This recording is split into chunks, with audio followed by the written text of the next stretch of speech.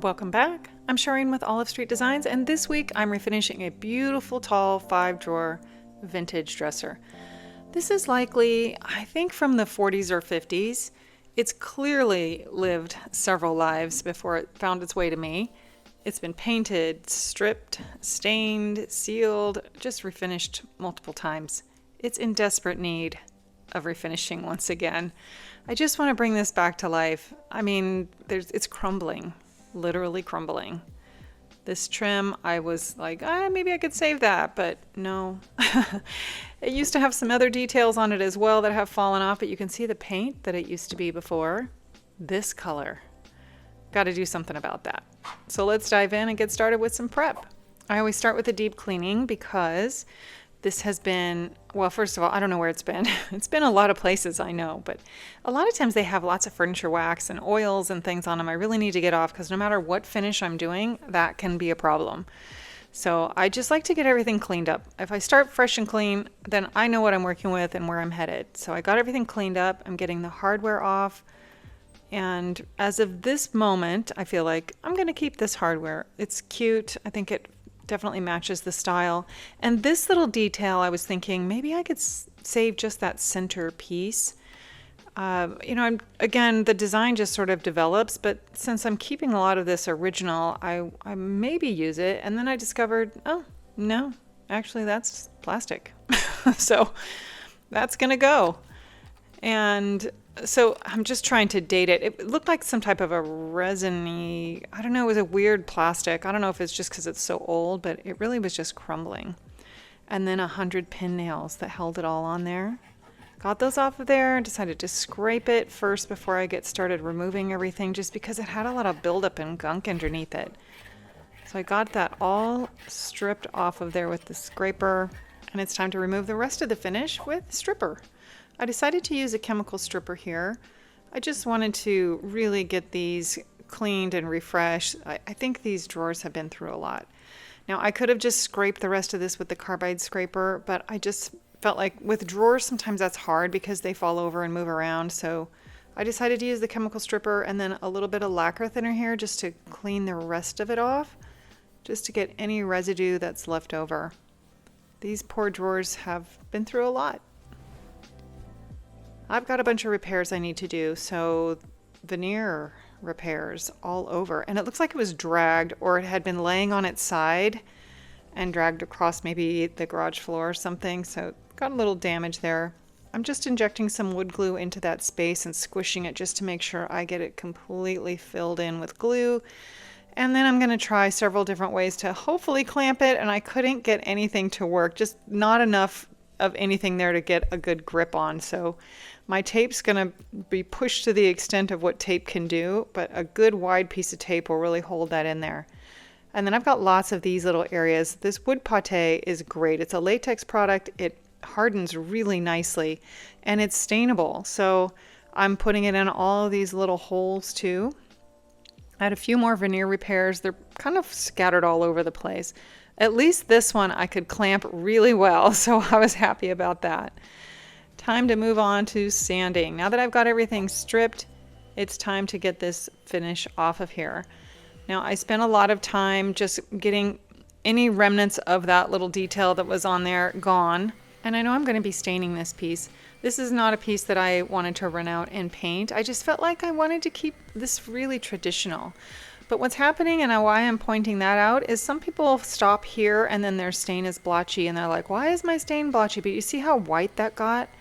That is still the finish on there. So you have to keep sanding until that's completely gone. And I just felt like that was a good representation of that process. So I showed it there.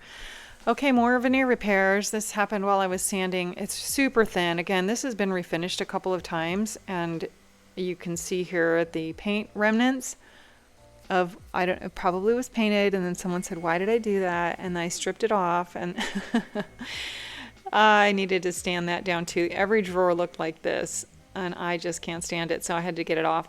The inside of the drawers had also been refinished because I think they were painted too at one point and they were really rough, so I had to sand them. And now I'm going to address the body of the dresser.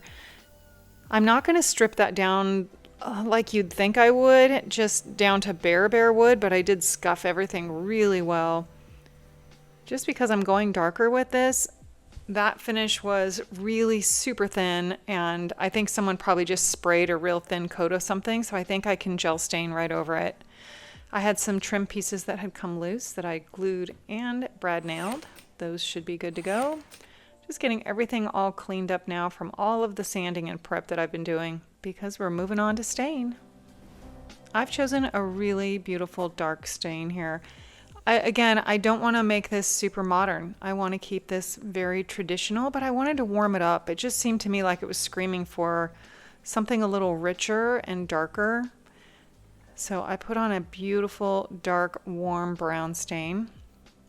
And these drawers are taking the stain really nice, because I was worried they were going to be really blotchy just because of all the other finishes that had come and gone with this piece, but it's taking the stain really well. So I just put it on there, and I don't even let it sit very long, wipe it right back off. But I also have to address the inside of the drawers. So again, they were all rough. I had to sand them, so they're getting stained.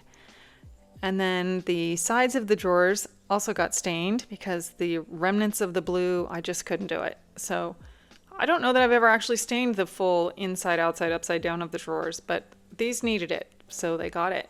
A little extra treatment. So those drawers are beautiful all the way around. All right, the veneer on the very top matches the veneer on the front of the drawers. So it took the stain about the same as the drawer. So that is going to be the same color.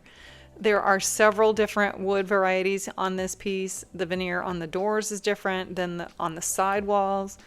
So it's going to be interesting how it takes stain everywhere. But I'm here for whatever it wants to bring. So I'm going to let this piece just be what it is once I get the stain on there. And these legs I thought were so pretty. I did get those stripped down and stained. Just turning out very nice. And now everything is going to sit for a while. And once it all dried, I was able to go in with a coat of shellac.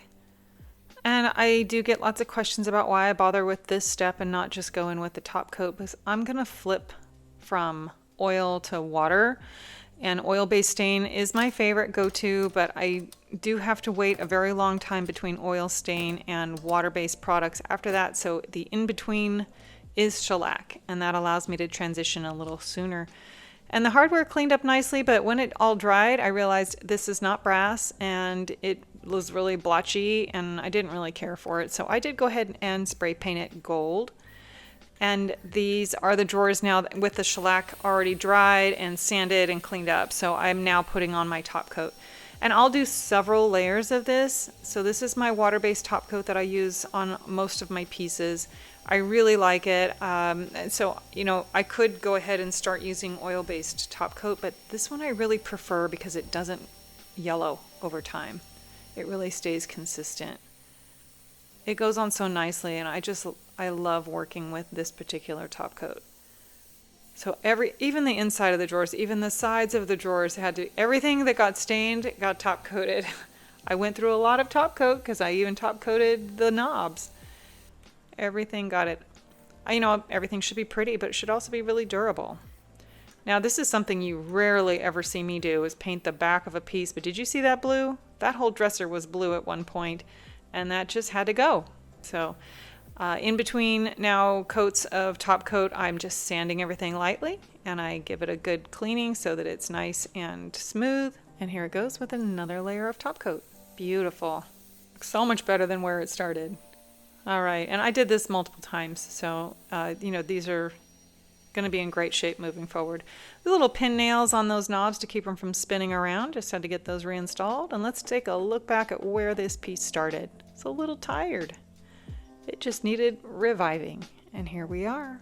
Not everything needs a super trendy makeover. Some pieces carry so much history, character, and craftsmanship that the goal becomes honoring what they've always been while making them beautiful and usable again.